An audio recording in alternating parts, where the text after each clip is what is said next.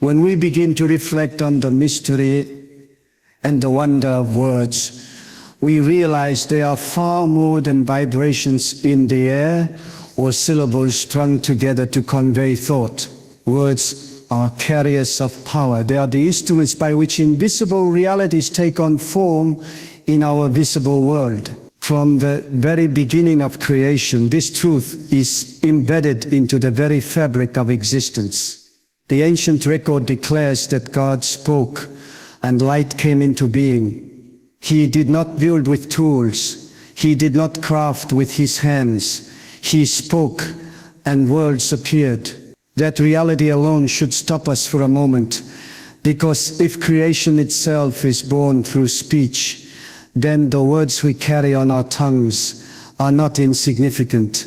They hold within them seeds of creation or destruction, of life or of decay. Now we may be tempted to dismiss this as merely a poetic or theological truth, but let us think more deeply. Modern psychology, neuroscience, and even the philosophies of human behavior all recognize that words shape our consciousness. A child who grows up hearing, "You are loved, you are capable, you are chosen," will walk into life carrying an inner foundation of strength. Another child exposed constantly to words of rejection and scorn will battle shadows of insecurity long into adulthood. The external world is not different for these two individuals, but their internal world, built through words, radically alters the way they encounter life. This is why the saying, "Death and life are in the power of the tongue," is not simply religious rhetoric, but an observable human reality. When I say that speaking something 3 times can open doors, I am not talking about superstition. It is not a formula where repeating words magically manipulates reality. Rather, repetition is about alignment. It is about bringing the heart, the mind, and the spirit into agreement. When you speak something once, it passes across your lips as a possibility. When you speak it twice, it begins to carve a groove in your awareness. But when you speak it 3 times with intentionality, it moves deeper from your mouth into your heart. You are no longer merely saying it, you are believing it. And once belief is engaged, doors begin to open. Consider how human beings learn. We memorize, we repeat, we reinforce. Language itself is learned by hearing and saying the same words again and again until they become second nature. The brain is wired for repetition. Neural pathways are strengthened when thought patterns are revisited consistently. In the same way, when you repeat words of faith, words of courage, words of divine promise, you are not merely echoing sounds. You are building the architecture of belief within your very being. That inner construction becomes the foundation upon which new possibilities are built. This is why repeating a declaration 3 times can feel like pushing through a locked door. Each time you say it, you are pressing more firmly against the resistance of doubt, until at last it gives way and the door opens. We must also recognize the spiritual depth of this practice. Throughout the pages of Scripture, the number 3 carries profound significance. It speaks of completeness, of wholeness, of divine order. The Trinity itself, Father, Son, and Spirit, is a triune mystery of perfect unity. Jesus prayed 3 times in Gethsemane before his surrender was complete. Paul pleaded 3 times for his thorn to be removed before he received the revelation of God's grace. To say something 3 times then is not arbitrary. It is symbolic of aligning oneself with divine completeness. You are not merely repeating. You are entering into a rhythm that heaven itself recognizes. And yet, let us make no mistake, mere repetition without faith is empty. Saying something 3 times will not open doors if your heart is filled with doubt and unbelief. It is not the sound that moves mountains, but the faith carried in the sound. Think of it like a key. The shape of the key matters, but only when it is inserted into the lock with intention. In the same way, words are shaped keys, but faith is the hand that turns them. Without faith, they are just sounds in the air. With faith, they unlock the impossible. This is why our words must be chosen carefully. Too often we waste speech on complaint, on fear, on negativity. Every time we speak, we are planting seeds in the garden of our lives. Some seeds will grow into weeds that choke us, while others will grow into fruit that nourishes us. To say something 3 times with faith is to water the seed until it sprouts into visible form. But to speak carelessly is to poison the soil of your own destiny. We cannot expect doors of blessing to open while we constantly confess doors of failure and despair. The lips must align with the promises of God if the heart is to live in the abundance of God. Think also of the way repetition reshapes the subconscious. A person who declares, "I am victorious," 3 times each morning is reprogramming the inner dialogue that governs their daily decisions. The subconscious does not argue, it absorbs. Over time it begins to filter reality according to the repeated words. Suddenly, the same person who once saw closed doors now sees opportunities, simply because their mind has been trained to look for them.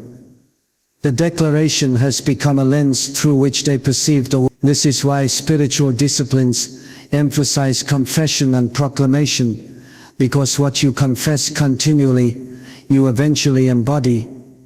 Now imagine the difference between a life built on random, careless words and a life built on intentional, faith-filled declaration. One person wanders from circumstance to circumstance, wondering why doors never open, while unknowingly locking themselves out with their own speech. Another person, even when facing resistance, declares the truth of God's promises with boldness and perseverance. They do not stop at the first no or the first closed door. They speak again and again and again until what was once impossible suddenly becomes reality. Not because the words themselves are magic, but because they have aligned their voice with God's creative power. This is where the intellectual and the spiritual converge. On one level, the psychology of repetition reshapes the mind. On another level, the faith behind the words invites the intervention of heaven. Together, they create a synergy where the impossible becomes possible. This is why a declaration spoken 3 times with belief is not trivial. It is transformative. It does not merely change what happens outside of you, it changes who you are within. And when who you are within is transformed, the outside world begins to respond. So the next time you are faced with a closed door, whether in your career, your relationships, your health, or your spiritual walk, remember that your words carry power. Do not waste them on despair. Do not surrender them to fear. Instead, align them with the promises of God, them with conviction. Speak them with persistence. Speak them until your heart believes and your spirit rises. Speak them 3 times, not as superstition, but as a symbol of your complete surrender and your unwavering faith. For when you speak with that alignment, doors cannot remain closed forever. If words truly carry the power of creation, then faith is the invisible hand that turns that potential into reality. Words may shape the framework, but faith is the substance that fills it. Without faith, words are like an architect's blueprint that is never built into a house. They are outlines of possibility, but nothing more. Faith, however, is the act of placing trust in something greater than what you see. It is believing that the closed doors before you are not permanent walls, but temporary barriers waiting to swing open when touched by divine alignment. When I speak of doors, I am speaking of the moments in life that seem impenetrable. These doors are the opportunities that remain hidden, the breakthroughs that feel out of reach, the answers to prayer that seem delayed. All of us encounter such doors. Perhaps it is the door of financial freedom that seems bolted shut, no matter how hard we labor. Perhaps it is the door of healing, whether physical or emotional, that refuses to budge, despite countless efforts. Perhaps it is the door of destiny, the calling we sense deep within us, yet we remain on the outside looking in. At some point, every person finds themselves before a door that will not open by human effort alone. And this is where faith enters. Faith is not wishful thinking. Faith is not positive sentiment. Faith is a deep conviction that what is unseen is more real than what is visible, and that the one who governs the unseen has already provided the key. This is why Scripture describes faith as the substance of things hoped for, the evidence of things not seen. It is as though faith reaches beyond the visible lock and turns it from within. Without faith, the door remains a barrier. With faith, the door remains a barrier. With faith, the door becomes an invitation. But let us be honest, faith is not easy. The human mind resists it, because faith contradicts the evidence of the sense. If the door is closed, the logical mind says it will always be closed. If the opportunity has been denied, the logical conclusion is that it will never arrive. If the diagnosis is grim, the mind clings to despair. Faith, however, dares to believe beyond what the eyes see. It insists that the unseen realm is more authoritative than the visible. It declares that the promise of God outweighs the report of circumstances. Now some may say, "But I tried to believe, and nothing happened. I repeated the words, I declared the promises, but the door did not move." This is where the principle of persistence comes into play. Doors do not always open on the first knock. The repetition of declaration, the act of saying something 3 times or more if necessary, is not about manipulating God. It is about aligning your own heart with His will until belief outweighs doubt. Every repetition chisels away at the wall of unbelief. Every act of faith pushes against the lock until it breaks. Faith is not fragile. It is tenacious. It keeps pressing until the door yields. And faith must be anchored in truth. To believe in nothing is not faith. It is delusion. But to believe in what God has spoken is to place trust in an unshakable foundation. The key is not just believing in yourself, though self-belief has its place. The deeper key is believing that you are not walking alone, that divine power stands behind your word. When you declare with faith, you are not merely speaking your own will. You are echoing the will of heaven. That is why doors respond, not because of your volume, not because of your insistence, but because your faith harmonizes with divine authority. Let us bring this down to the psychological as well. Faith is the lens through which we interpret reality. If you believe a door is permanently locked, you will stop trying to open. The subconscious mind will filter every opportunity as hopeless, and you will never notice the cracks where light is seeping through. But if you truly believe that doors can open, then your mind begins to perceive differently. Suddenly you see possibilities where others see dead end. You notice a handle you never tried before, a window you never thought to push, a key that was already in your hand. Faith reshapes not only your spiritual alignment, but also your cognitive perception. What once seemed like coincidence becomes recognized as providence. What once appeared impossible begins to look inevitable. There is a profound connection here between psychology and spirituality. Psychologists speak of confirmation bias, the tendency of the mind to seek evidence that supports what it already believes. If you believe you will fail, you will find evidence everywhere that confirms it. But if you believe that God is opening doors before you, then the same bias begins to work in your favor. You will see proof of opportunity where others see obstacles. Faith harnesses this natural tendency of the mind, but it lifts it beyond human optimism into divine expectation. It is not merely "I think I can, but I know God can." Faith also carries a moral dimension. To live without faith is to live in fear, and fear shrinks the soul. Fear causes us to stay where we are, never attempting to push the closed door, never daring to believe it could open. But faith expands the soul. It enlarges our vision. It strengthens our courage. It propels us to act, even when logic says it is pointless. Faith says knock again, speak again, believe again, and often it is that one extra act of persistence, born of faith, that becomes the turning point. History is filled with such moments. The scientist who continues experimenting after countless failures suddenly discovers the cure. The entrepreneur who refuses to quit after rejection upon rejection suddenly finds the investor who believes. The person of prayer who keeps interceding for years suddenly sees the breakthrough. These stories are not merely tales of love. They are testimonies of faith that refuses to give up until the door opens. And let us not forget the divine paradox.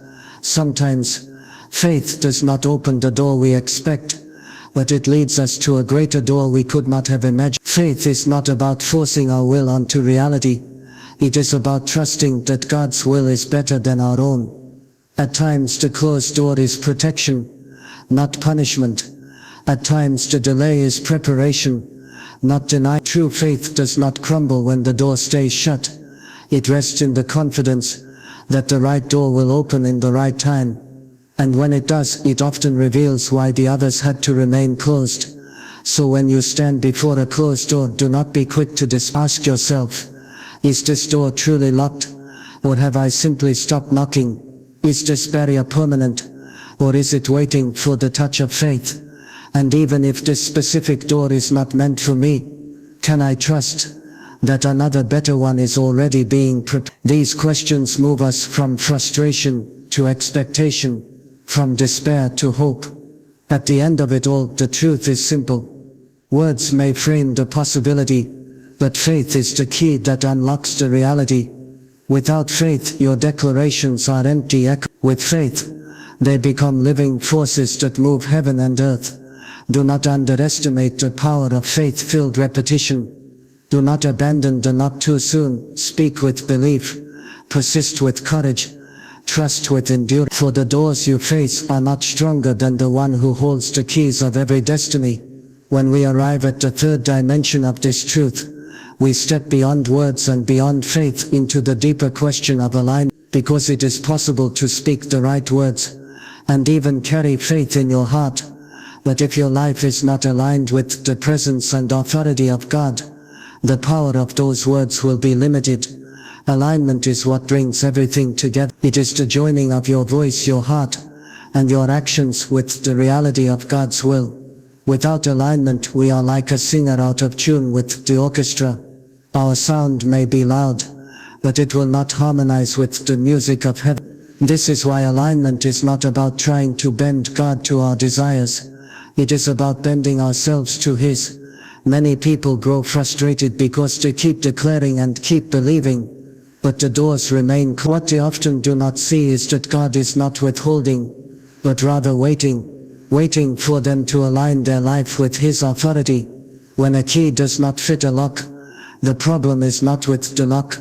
The problem is that the key is out of shape. In the same way, when our lives are misaligned, our words lack the authority to open doors, because authority does not come from volume or persistence alone. Authority comes from standing under the one who holds all authority. Think of Jesus' words when He said, "All authority in heaven and on earth has been given to me." If all authority belongs to Him, then the only way we can exercise true spiritual authority is by standing under His cover. Outside of Him, we may attempt to push doors open by force, but we will only exhaust ourselves. Under His authority, however, doors open not by our striving, but by divine command. This is why alignment is so crucial. Speaking 3 times is not a ritual. It is a symbol of surrender. It is saying, I will not speak my will, but His will. I will not pursue my own agenda, but His purpose. And when that surrender takes place, the words carry weight, because they are no longer just your words. They are His words echoed through you. Philosophically, this brings us to the question of authenticity. What does it mean for a person to live authentically? Some argue it means to follow your own desires, to be true to yourself at all costs. But the deeper truth is that human beings are not designed to live in isolation from the divine. Authenticity is not found in self-centered independence. but in relational alignment with the Creator. The more closely your life reflects His presence, the more authentically human you become. And in that authenticity, there is power. When you speak from that place, your words are not hollow affirmations, but living realities backed by divine authority. From a psychological perspective, alignment also speaks to the unity of mind. Many people experience inner conflict, saying one thing with their lips, believing another in their heart, and living contrary in their actions. This internal fragmentation drains their power.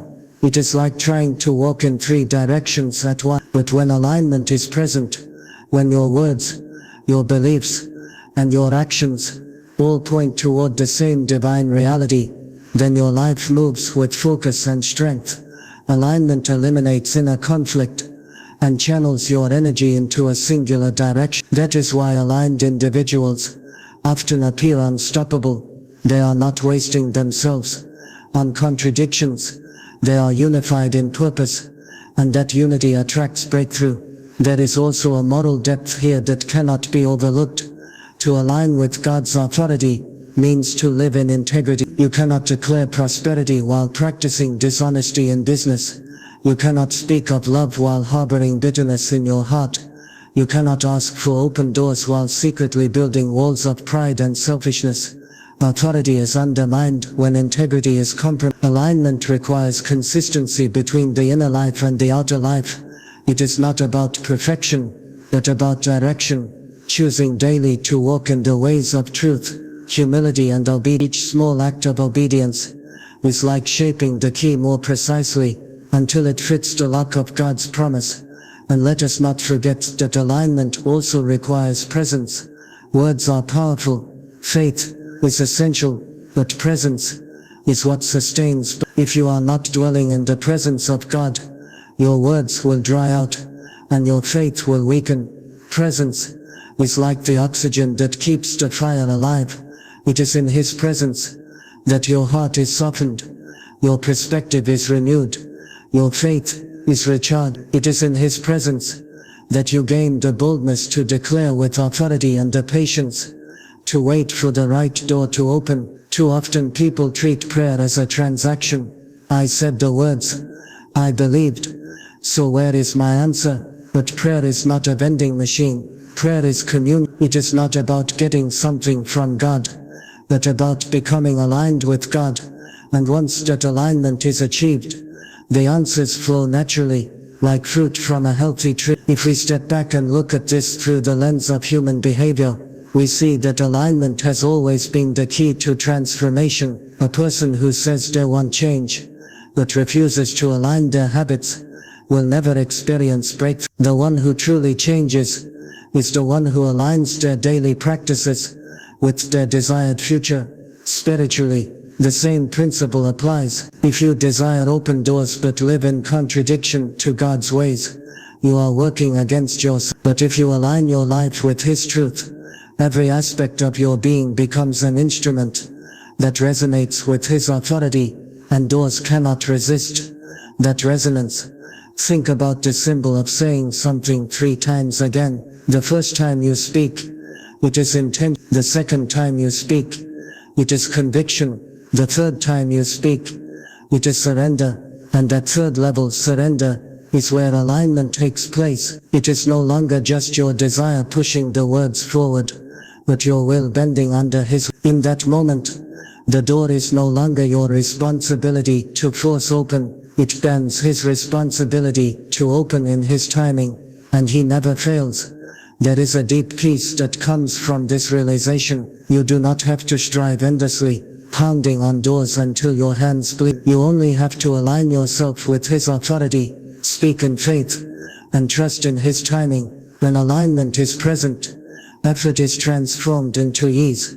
You still work, you still persist, but you are no longer fighting against reality. You are moving with the current of God's will, and that current carries you where you need to go. And so alignment is both the culmination and the safeguard of this teaching. Without it, words are empty. Without it, faith becomes presumptive. But with it, both words and faith are infused with divine authority. Alignment ensures that when you speak 3 times, you are not just repeating a phrase, but declaring in harmony with the Creator of all. And when that harmony is established, doors open not by accident, but by divine appointment.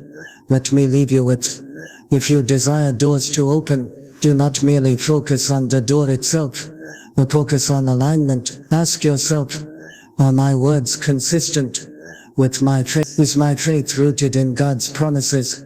Are my actions in harmony with my declarations? Am I walking under His authority or trying to build my own? These questions are not meant to discourage, but to guide, because when the answer to them is yes, you will discover that doors open almost not because you forced them, but because alignment with God's presence and authority made it inevitable.